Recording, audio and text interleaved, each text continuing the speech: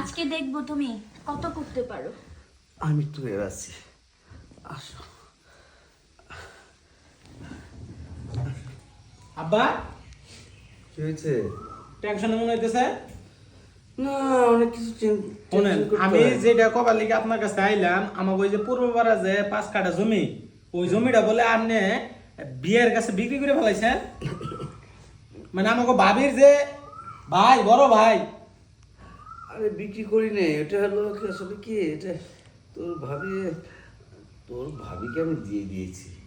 ভাবির আপনি জমি দিয়ে দিছেন? হ্যাঁ। আমরা 3টা ভাই, ভাই হলো প্রবাসী একজন আর 2জন ভাই আমরা দেশে। তাহলে আমাদের কাছে শোনা উচিত ছিল না আপনার যে আপনি এখানে আপনার জমি হচ্ছে আপনার ভাবিরে দিয়ে দিলেন, আর ভাবিরে আপনি জমি দিবেন কে? জমি দিবেন বাইরে। হ্যাঁ, জায়গা সময় সম্পত্তি তো কম নাই আমার, একটু জায়গা তোর ভাবিকে দিয়েছি, আরো তো জায়গা আছে, ওটি তোরা পাবি। আর আমি তো না, আপনি আব্বা কাজ এটা ঠিক করেন নাই। দেখি আমি মেজবের বকল যাই আগে। মরছি, আমার ইচ্ছে তো আমার সব গোমর জায়গা গেছে। হ্যাঁ, জমিটা দিছি চুপে চাপে, ওইটাও জানা গেছে। মেজো ভাই, আরে তোমার সারা বাড়ি খুঁজে আমি অস্থির, তুমি এনে বই রইছ।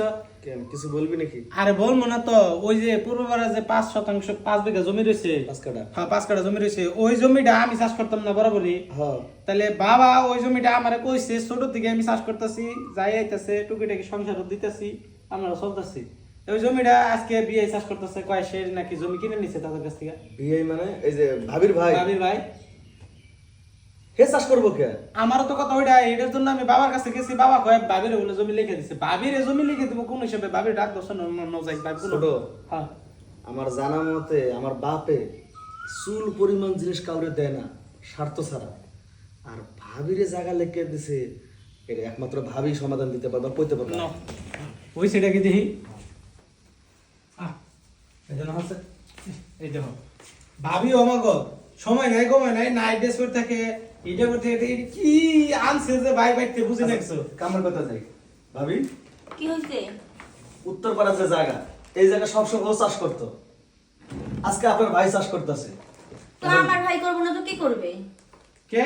আমার বাবার সম্পত্তি আমরা ভাইয়েরা চাষ করা হামু না? আমার ভাইয়ের বউ তার ভাইয়েরা চাষ করবো?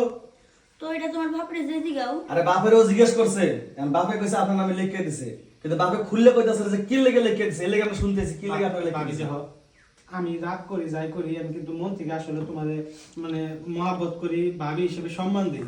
সত্যি করে কইছে ভাই আমাকে বাবা তোমার নামে কি এদিকে জমিটা লিখে দিল। আসলে শোনো, তোমাকে বাবার চরিত্র ঠিক নাই। চরিত্র ঠিক নেই মানে?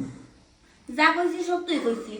তোমার বাবা আমার সাথে বেড শেয়ার করতে চায়, তাই আমি তোমার বাবারে কি কইছি জানো? কি?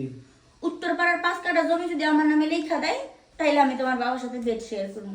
এই লোভে তোমার বাবা আমার জায়গা লিখে দিছে। তারপর বেড শেয়ার করছে? শেয়ার করি নাই। বুঝছি, বোঝার আর বাহাই নাই। বাবা স্মৃতি শক্তি দিন দিন লোপ পাইছে।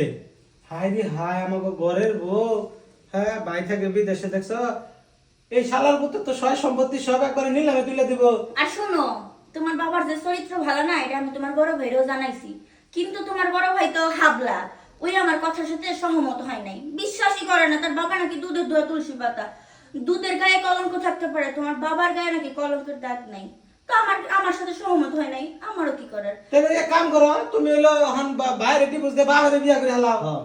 তোমারও তো সম্মতি না থাকলে হয় নাই। এই যাও যাও যাও জানতে যাও, আমার সাথে না ঘেজা নিজের বাপরে সামলাও, যাও আমার বেড আমার রুম থেকে বের হও, যাও। এই যাও, কি একটা অবস্থা, বাপরে ঠিক করে না এসে আমারে বলে। বুঝতে বাপের হাই রে হাই রে। যাও যাও যাও, যাই বাবারে ঠিক করো গা, মায়ে দেখলে তোমার বাপের উতলায় খালি।